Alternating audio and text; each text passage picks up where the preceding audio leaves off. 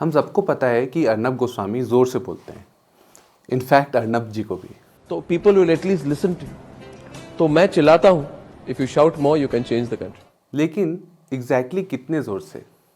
क्या वो इससे ज्यादा जोर से बोल सकते हैं?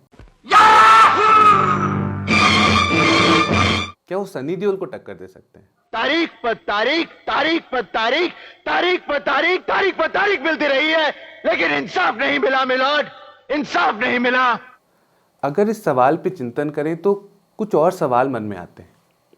क्या वो हमेशा से ऐसे थे? Let's go straight across to the minister waiting for us in Patna. Mr. Ravi Shankar Prasad, the Congress says these are relevant issues. Doesn't matter whether there's a personal edge to them or whether individuals are named. These need to be brought out before the people, including the instance we just saw in Manipur.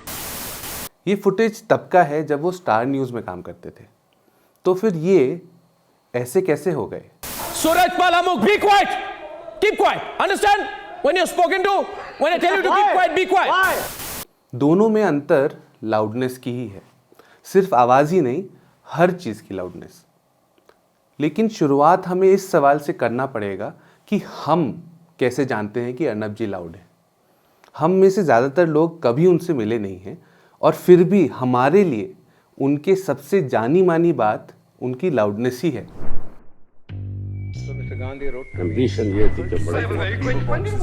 कांटों को मुरझाने का खौफ नहीं होता।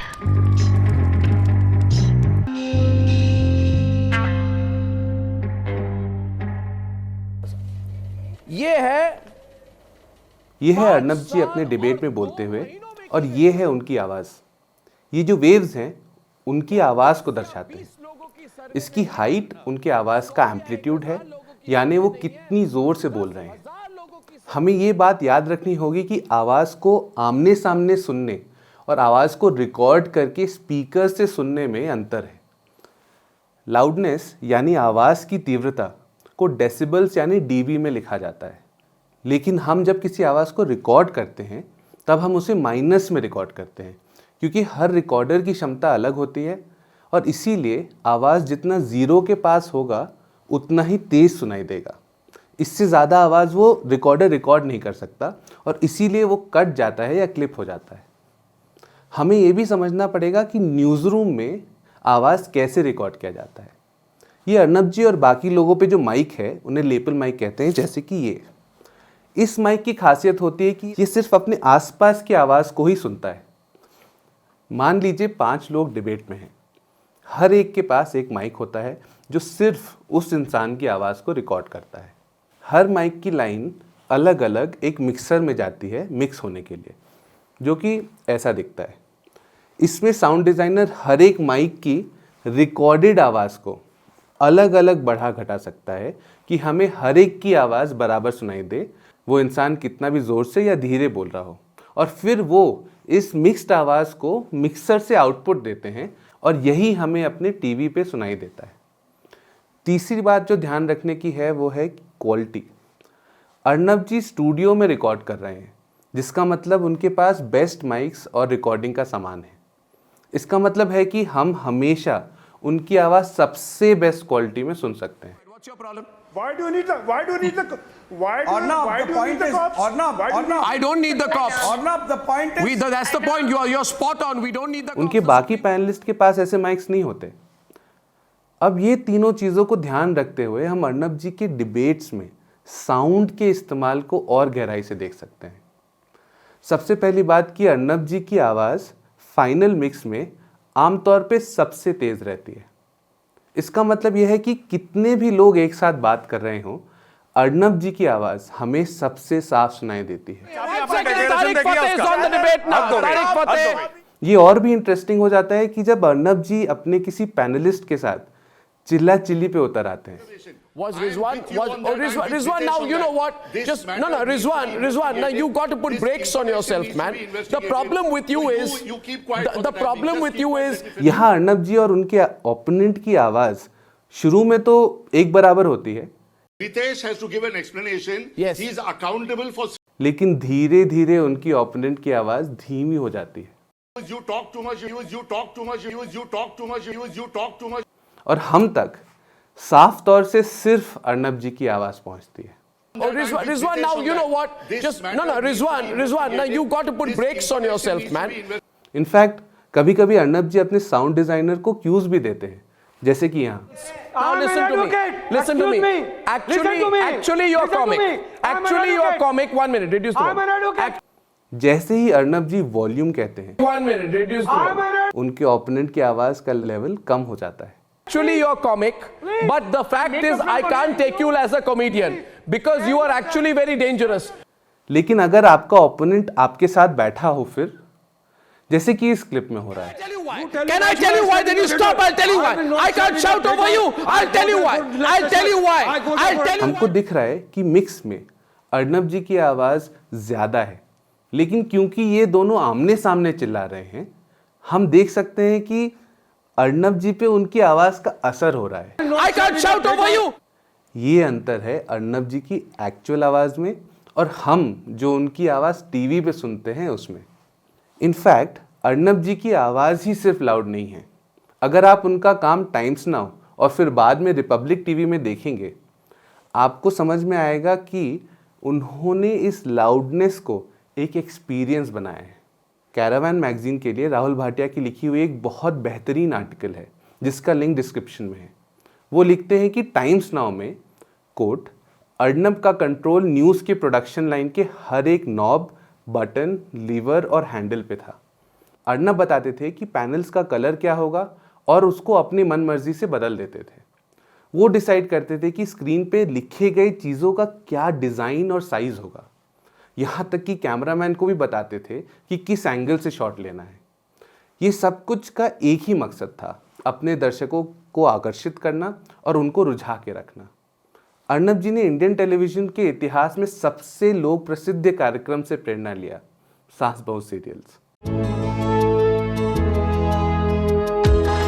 इसी article में राहुल जी ने टाइम्स नाउ के एक भूतपूर्व एडिटर को कोट किया है, कहते हुए, हम टीवी सीरियल से काफ़ी प्रेरणा ले रहे थे अपनी कहानियों को बताने के लिए। हम अलार्मिस्ट म्यूजिक और गीत संगीत को हमारे रिपोर्टाज में लेके आए। अर्नब जी के डिबेट, कॉम्पोजिशन और फ्रेमिंग का एक केस स्टडी बन सकता है। ज़्यादातर उनको बीच में रखा जाता है और उनका फ्रेम बाकियों से बड़ा होता है। बाकी पैनलिस्ट उनके अगल बगल होते हैं और उनके फ्रेम में साफ साफ लिखा होता है कि वो बहस के किस तरफ हैं। देखने में लगता है कि सब कुछ एकदम बैलेंस्ड है, लेकिन साउंड और कंटेंट में जाएं तो कुछ और ही कहानी मालूम होती है। इसमें हमेशा कुछ देर में एनिमेशंस आते हैं जो हमें एक विजुअल बूस्टर डोज देते रहते हैं, आपकी आंखों को रुझाने के लिए। हर थोड़ी देर में म्यूजिक भी आता है, लेट्स डिबेट, आपके कानों को रुझाने के लिए। इन सबके साथ हमें ऐसा लगता है कि हाँ, कुछ हो रहा है, जबकि इन डिबेट्स में ज़्यादातर एक ही बात बार बार कही जा रही होती है। रिपब्लिक टीवी के साथ अर्नब जी ने और प्राथमिक रंगों के उपयोग शुरू कर दिया है, जैसे लाल और पीला। ऐसे रंग आपको ज़्यादातर बच्चों के खिलौनों और कहानियों में मिलते हैं, क्योंकि हमारी आंखें इन रंगों की तरफ ज़्यादा आकर्षित होती हैं। इसके साथ लाउड म्यूज़िक और साउंड इफ़ेक्ट्स ऐड कर दीजिए और आपको मिलता है ये पूरा पैकेज। ये सारी चीज़ों को देखें तो अर्नब जी की नज़रों में न्यूज़ की क्या कल्पना है, उसे हम समझ सकते हैं। ये है अर्नब जी इस कल्पना को अपने शब्दों में कहते हुए। Sir, the journalism I follow is a journalism of opinion. It is a journalism of taking a stand. I plead guilty, therefore, to the first charge of playing stories up. Now, I also plead guilty to trying to become an activist. So my third point, which I plead very guilty to, ladies and gentlemen, is of becoming very involved in the story. My fourth confession is that I don't listen to the other side equally enough.